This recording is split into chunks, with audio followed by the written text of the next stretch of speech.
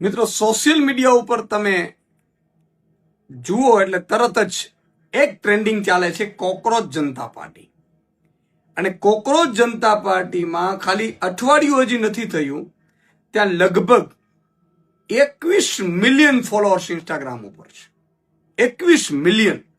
Bharatiya Janata party વર્ષોથી છે એના 9 મિલિયનની આસપાસ છે. તમે કલ્પના કરો.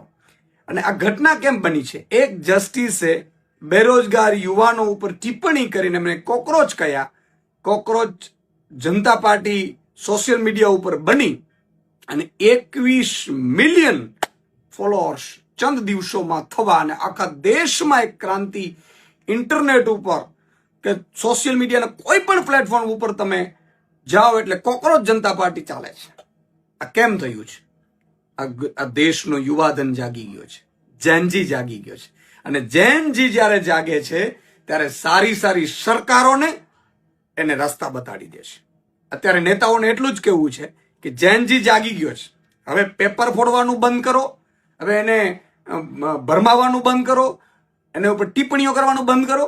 નહીં તો આ જેનજી અત્યારે ખાલી જાગ્યો છે, આગામી ચૂંટણીઓમાં તમારી ખુરશીઓ ખાલી કરી નાખશે.